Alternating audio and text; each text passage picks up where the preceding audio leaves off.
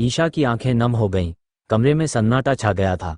ताई जी की आवाज़ गूंज रही थी, तो बैठ मेरे पैरों में और मांग माफ़ी। ब्लूटूथ डर के मारे कोने में सिकुड़ गया था, जबकि मोनिका भाभी और सरला जी चुपचाप खड़ी थीं। दामाद जी यानी अदिति के पति, जिन्हें सब दामाद जी कहते थे, गुस्से से लाल हो रहे थे। लेकिन ईशा, वो तो जैसे पत्थर की मूर्ति बन गई थी। उसके मन में घूम रहा था, क्या ये घर है या जेल? क्या परिवार का मतलब सिर्फ झुकना और माफ़ी मांगना है?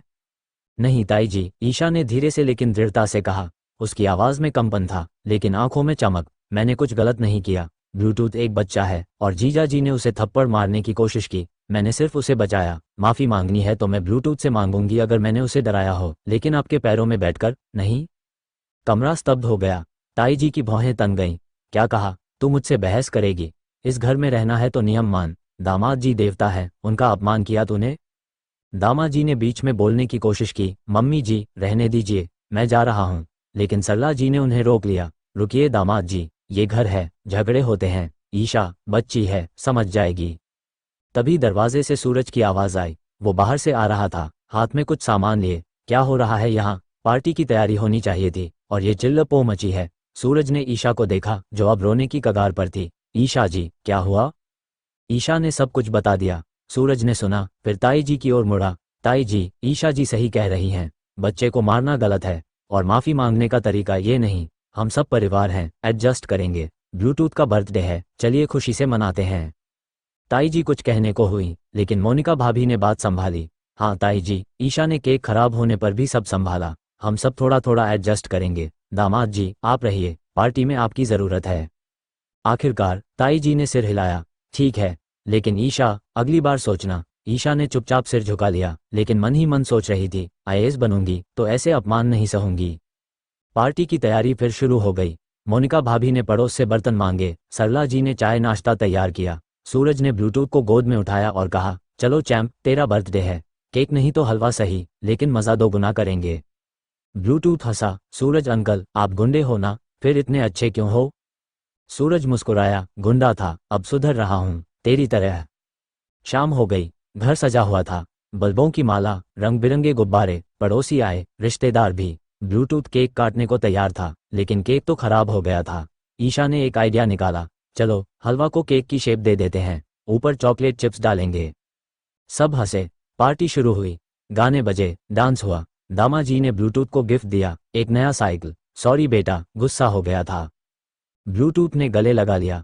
थैंक यू जीजा जी। पार्टी के बीच में ईशा को सूरज ने एक कोने में बुलाया। ईशा जी, आपकी पढ़ाई का क्या? आज टेस्ट लिया था, याद है? ईशा ने सिर झुकाया। हाँ, लेकिन पार्टी में व्यस्त हो गई।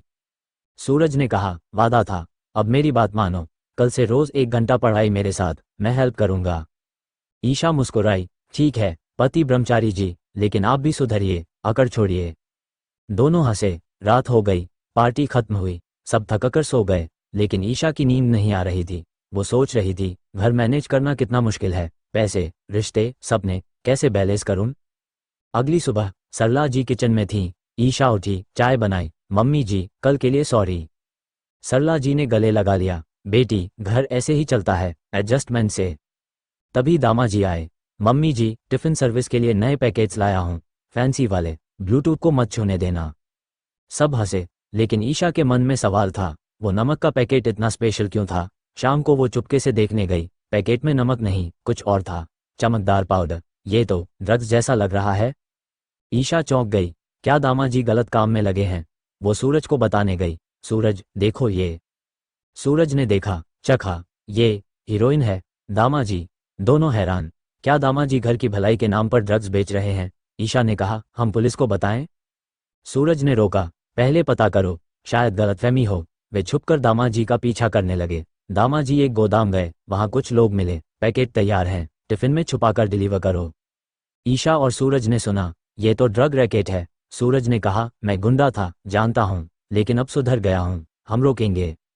वे घर लौटे। ईशा ने ताई जी को बताने की कोशिश की, लेकिन ताई जी ने डांटा, दामाद जी पर शक, शर्म कर। ईशा उदास हो गई। उसका आईएएस का सपना, क्या वो सिस्टम बदल सकती है? सूरज ने कहा, तुम पढ़ो, मैं हैंडल करूंगा। अगले दिन ब्लूटूथ स्कूल से आया। ईशा चाची, जीजा जी ने कहा, वो पैकेट मत छूना, स्पेशल है। ईशा ने पूछा, क्यों स्पेशल? ब्लूटूथ ने कहा, पता नहीं, लेकिन वो कहते हैं इससे पैसे आएंगे।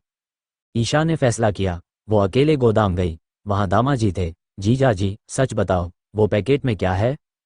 दामाजी चौंके। तू यहाँ जासूसी? ईशा ने कहा, मैं पुलिस बुलाऊंगी। दामाजी हंसे। पुलिस? वो भी हमारे साथ हैं। ये बिजनेस है, घर के लिए। ईशा डर गई, लेकिन तभी सूरज आ गया। नहीं दामाजी, ये गलत है। झगड़ा हुआ। दामाजी ने बंदूक निकाली। चुप रहो वरना। सूरज ने लड़ाई की। पुराना गुंडा, वो मारामारी में माहिर था।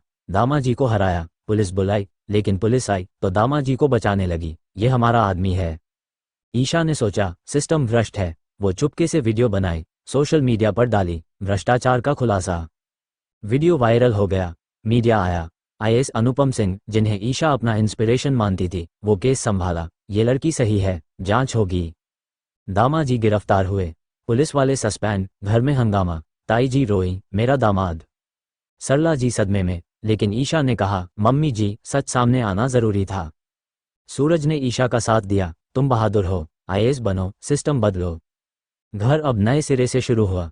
टिफिन सर्विस चली, लेकिन ईमानदारी से। ब्लूटूथ बड़ा हुआ। ईशा की तरह पढ़ने लगा। मोनिका भाभी ने घर संभाला। ईशा की पढ़ाई जारी। सूरज ट्यूटर बना। दोनों की दोस्ती प्यार में बदली। पति ब्रह्मचारी, अब पति बनने वाला था। कहानी खत्म नहीं, जारी है। मिडिल क्लास की जिंदगी में एडजस्टमेंट, सपने और संघर्ष। ईशा आईएएस बनी, सूरज पुलिस में ज्वाइन हुआ। दोनों ने मिलकर कई भ्रष्टाचार रोके। ब्लूटूथ डॉक्टर बना, परिवार खुश। ईशा कमरे से बाहर निकली। उसकी आंखें लाल थीं, लेकिन दिल में ठान लिया था, नहीं सहूंगी अपमान। वो किचन में गई, जहां मोनिका भाभी सफाई कर रही थीं। भाभी, कल की पार्टी तो हो गई, लेकिन अब क्या? दामाजी का सच। मोनिका भाभी ने सिर झुकाया। ईशा, तू बच्ची है, मत उलझ।